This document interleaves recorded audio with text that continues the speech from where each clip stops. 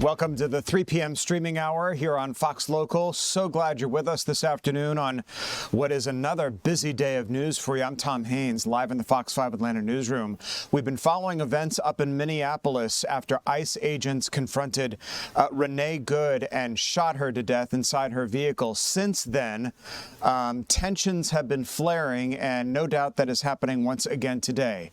Want to get out live now to senior multimedia reporter Caroline Elliott, who's on the ground there. Caroline, we understand that some tear gas is being deployed, arrests being made. What's going on there on the ground in Minneapolis?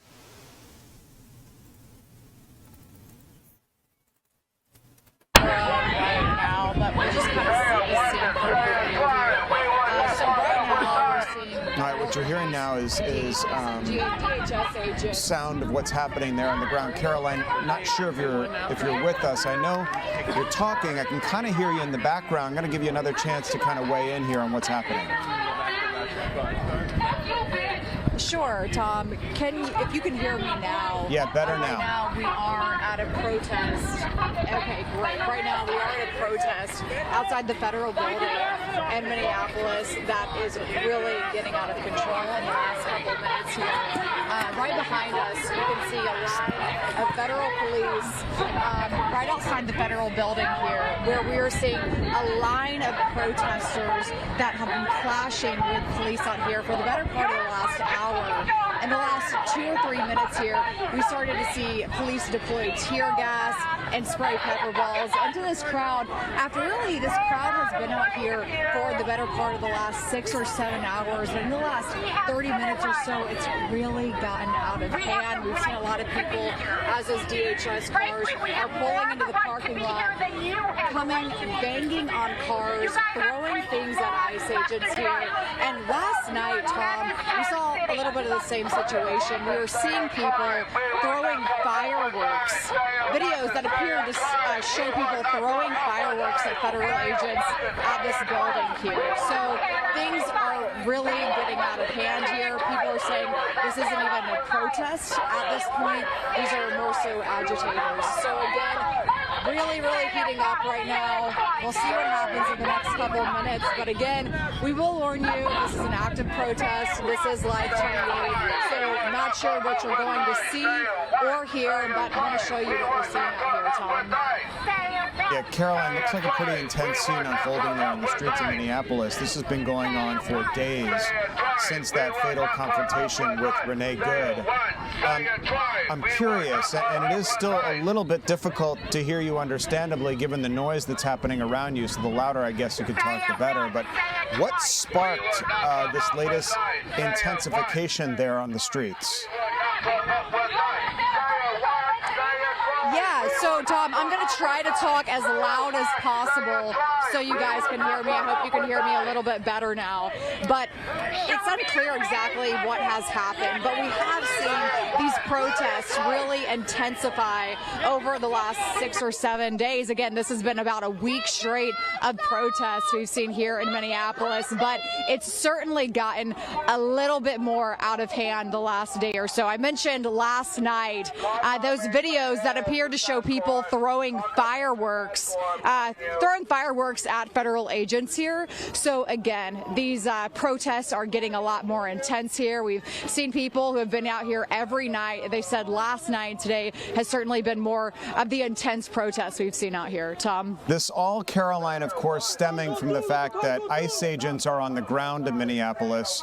They've been there for several months, but it's sort of crescendoed or culminated, if you will, with this fatal confrontation with Renee Good.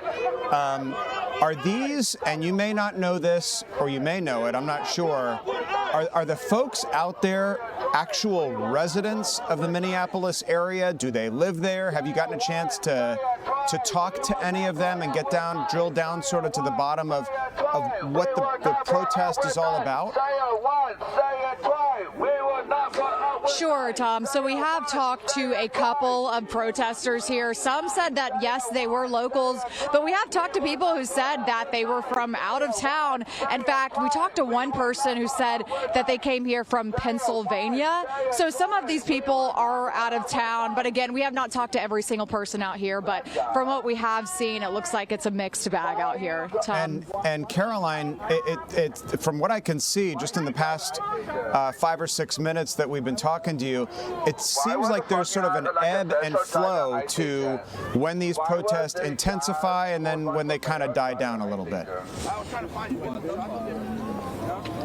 Yeah, Tom, and we have seen some protests in the Minneapolis area, we should say, that were peaceful, right? But in the last hour or so, it's certainly gotten a lot more tense out here, where, again, people are beating on these cars, these DHS cars as they're coming in. We even saw what appeared to look like a protester just ripping up the trunk of someone's car that worked for DHS. So, again, this has been very intense here. There's been a lot of back and forth. But as you mentioned, yes, sometimes, at times, it is peaceful. But looks like the tactical unit is actually coming back out. So flashbang. Okay, we're going to move, actually, Tom, because we do not want to breathe this in. It looks like some tear gas and flashbang happened in the last few minutes here. Unclear as to what happened leading up to that moment. But we're just going to look and see what's happening right now, Tom. Yeah, Caroline, you do what you need to do to stay safe, of course. I want to stay with these live pictures as long as we can because it's sort of illustrative, Sure. if you will, of what's happening there on the ground. This is definitely an inflection point after what we've been witnessing for the past couple of days when we spoke to you here at the same time on the 3 p.m. streaming hour on Fox Local yesterday. The scene wasn't so intense at all. And what a difference a day makes, I guess. You and I talked about briefly what might have sparked this intensification today, and we simply don't know. I mean, these kinds of protests, they do ebb and flow, regardless of what folks are out there protesting. This is certainly no exception. Again, the genesis of all this is the presence of ICE authorities in the state of Minnesota, the fatal confrontation with Renee Good over the weekend, the woman who sped away from ICE agents. ICE will say that she endangered their lives. Others saying that she was simply trying to flee the scene. There are two sides to that story, and it really hasn't been adjudicated yet. We've seen video of what happened with Renee Good, but that only made these protests more intense, and it brought more people out, not only, as you say, from the state of Minneapolis, but really from around the country who see Minneapolis as the example of what's happening in other parts of the country. We've had our own share of protests here in the Atlanta area, folks out on the streets all over our city. Ours, thankfully, have been peaceful up until this point, certainly not reflective of what you're seeing there on the streets of Minneapolis, but looks like those protesters are standing back. I don't see any physical interactions with those authorities, but as we're watching from your pictures, and we can see you now, authorities felt motivated to use those flashbang grenades.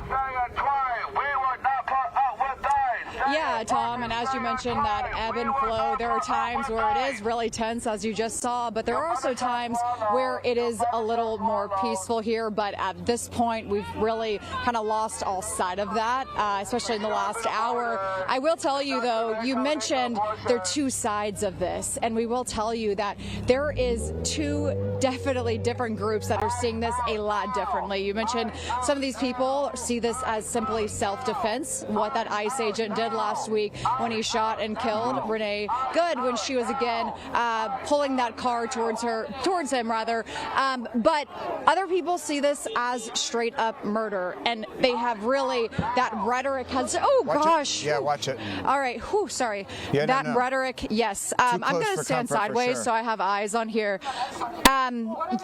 Yes. So that rhetoric, though, has been tough out here, right? We've seen a lot of these people calling for ICE agents to even kill themselves, and just really, really tough language again as they have been out here yelling at ICE agents for the better part of the last 7 hours or here. But as you mentioned, this is not the first day of protests. This is day 6 or 7 of protests here in Minneapolis, and as you mentioned, Tom, it's also happening all around the country. Yeah, Caroline, be super careful out there. That car came way too close for comfort, number one. Number two, it was driving way too fast through a crowd of people there. You know, not lost on this story, Caroline, is the fact that there are no local authorities out there helping in this effort to control these protesters. We're going to, Tom, I'm sorry, I don't want to interrupt you, Yeah. but we have the tactical unit coming back out here now, so we're just going to back up here, but go ahead. We'll, sorry, we can stay live here with you, but just wanted to move out of the way for safety. Yeah, we're going to watch here with you what steps these folks are taking next. They are deploying some sort of deterrent there on the street, and it looks like someone is being perhaps either questioned by authorities, some sort of interaction here going on with that red truck there. Yeah, Tom, what it looks like is a federal officer. It looks like they have pulled over this red pickup truck. Again, my back was to the crowd, so it's unclear exactly what happened. But looks like they're surrounding the car, searching the car. We'll see what happens. But again, Tom, this is something that we've seen now for the last hour. Sorry, I think there's a little bit of tear gas. I'm breathing in something. But again, we've seen this for the last hour where there's just these tense clashes between protesters and federal police here. But looks like they just let them go. Tom. Caroline, you're giving us amazing perspective. I'm hanging with you as long as I can. You tell me when you need to go. I know you serve other stations. What my point I was making earlier to you is that, you know, we've had our own share of protests here on the streets of Atlanta for whatever reason, and over the years. In those instances, you will see the full force of our local police authorities. In some cases, I remember going all the way back to Mayor Kasim Reed. He was out there himself talking to the protesters, telling them to calm down and to back off. That is not the case here. In fact, local authorities, even state officials there, are being obstinate in their views of ICE presence there on the ground, and they will provide zero assistance to try to control these people. Yeah, Tom, and to that point, what we're seeing right now out here, again, federal officers, DHS officers, Border Patrol, we are not seeing any local police officers, any state police officers. And again, we mentioned some of these protests all over the city, all over Minnesota, and we're not seeing any of those local or state resources here, so that could be telling to some people. But again, we do know that there's been a lot of back and forth between locals, state, and feds as well during this investigation. Tom. All right. Senior multimedia reporter Caroline Elliott, right in the thick of things. Caroline, we so appreciate your reporting from there. Stay safe, and we'll check back in with you, Caroline. Thanks. Clearly a breaking situation happening on the streets of Minneapolis.